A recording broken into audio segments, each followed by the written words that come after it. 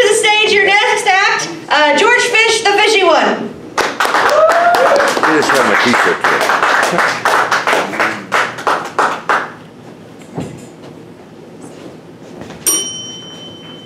Hey, how is everybody doing tonight?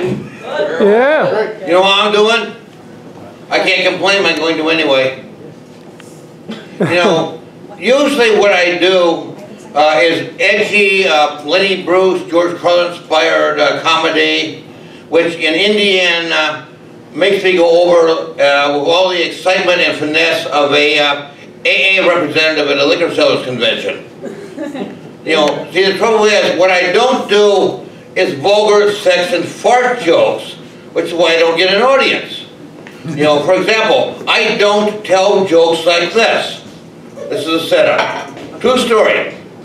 A friend of mine was from Pennsylvania, and every time he went back to Pennsylvania, he would get calls from his Jewish friends saying, "Bring back some pork and some smoked turkey because it tastes just like ham." Now, how would they know? Really, think about it. How would they know? Kind of like this. Tastes like pussy. Now, how do you know? You know, really, how do you know? I know, you can always fall back on that old standby, tastes like chicken. Well, Mr. Wise Guy, it may taste like chicken, but it smells like fish. And another thing I don't do is vulgar fart jokes, like this one, which is actually a true story.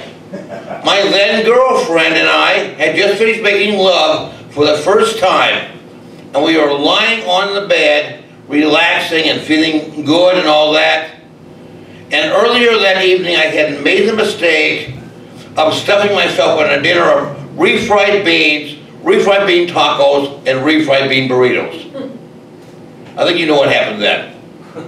I know, it's redundant to say I raised Silent but Deadly to a new height, but you know. But anyways, kind of jokes I do are really like edgy political jokes, religious jokes, etc. So I want to get down into the real routine of what I do. And remember, I'm not trying to offend anybody. I just do it naturally. I know, I should be more like my late mother. And I can hear her now, even from the grave, because she hated people who gave offense unless she was the one giving, doing the offending. Well, if you can't say anything good about Adolf Hitler, don't say anything at all. But really, I'm an ex-Catholic atheist, and sometimes I'm a little angry about it. But I want to remind you, I can also be very polite and genial about it. Well, just the other day I was walking down the street and I saw a group of Catholic priests and said, "Good morning, fathers. How are you doing? Spend more time with the kids lately?" But really, I had a rough childhood, growing up Catholic. I mean, I was like 5 years old before I found out my name was George and not you asshole. But I had a father, he was, really pretty much a bastard, but he could make quite an impression. And another true story, I remember the time he talked to my psychotherapist, and my psychotherapist was so impressed after 10 minutes on the phone with my father long distance. As he relayed the conversation to me, he was so impressed that he described my father as just an asshole out to vindicate himself, an ignorant fascist, and a tyrant and a bully. Now that's making an impression. That really reminds me of the man I consider the most accomplished in history, Attila the Hun. Just think what he did. He sacked Rome, destroyed Greco-Roman culture, and sent Europe into the Dark Ages from which it took 1,000 years to recover. Now that's accomplishment. I mean, when is the last time any of you did anything like that? But really, my father may have been just an asshole, an ignorant fascist, and a tyrant and a bully, but he believed deeply in God while doing all these things, and he had God's unconditional love. Boy, that sure helped me a lot, didn't it? Because it was rough, and I was bullied and abused and all that, and I would used to pray to God, pray to Jesus especially, save me, and I never heard from Jesus. never heard from Jesus, except one time I did. And this magisterial voice came into my head, and I knew it was Jesus, and he said, "What the fuck is this? Your prayer request came in while I was taking a shit. I don't have time for this picky-owned repair request of yours. If you want some action in your prayer request, you ask Lucifer to do it. I'm busy."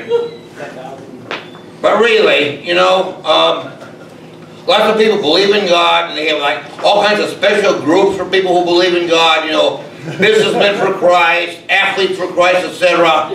What if we had real groups for Christ and Christianity that actually fulfilled and expressed the personality types of these Christians? I mean, really, what if we had flaming assholes for Jesus? What if we had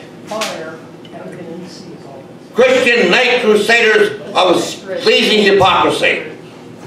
What if we had sanctimonious praise for Jesus? See what I mean?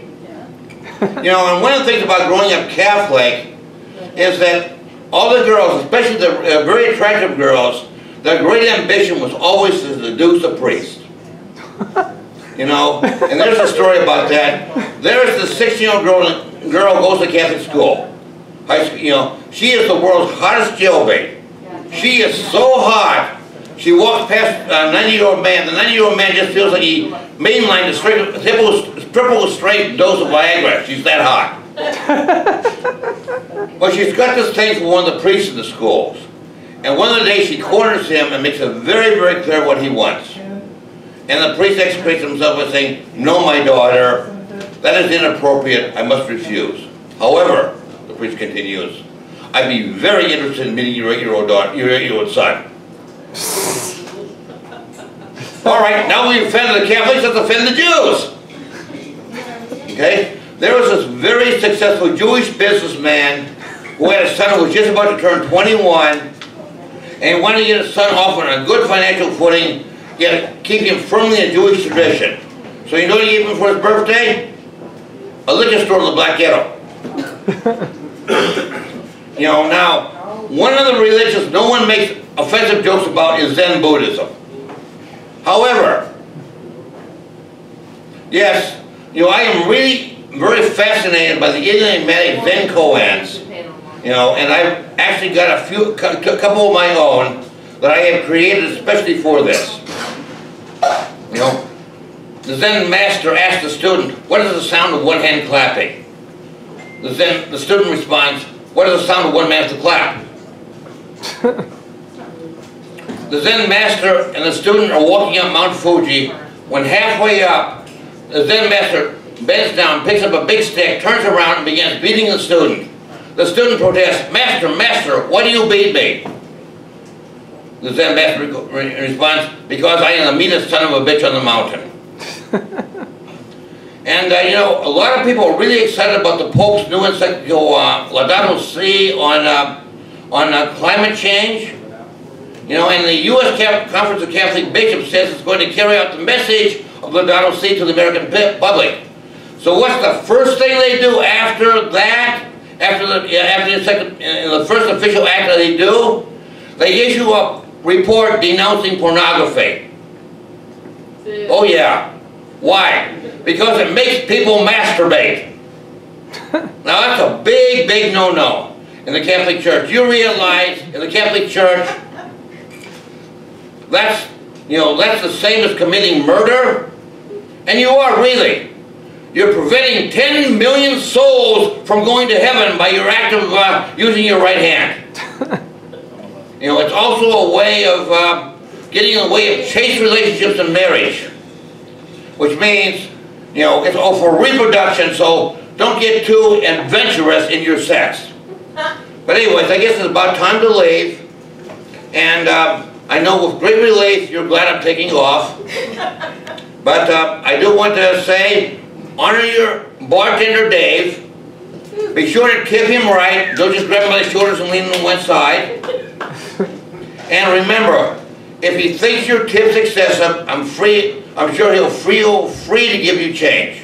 And don't forget, Easter is coming up, and that means Easter egg hunts, and hard-boiled eggs, and eating hard-boiled eggs, and deviled eggs, and egg salad sandwich for the next salad for the next 2 weeks, eating hard-boiled eggs till you want to puke.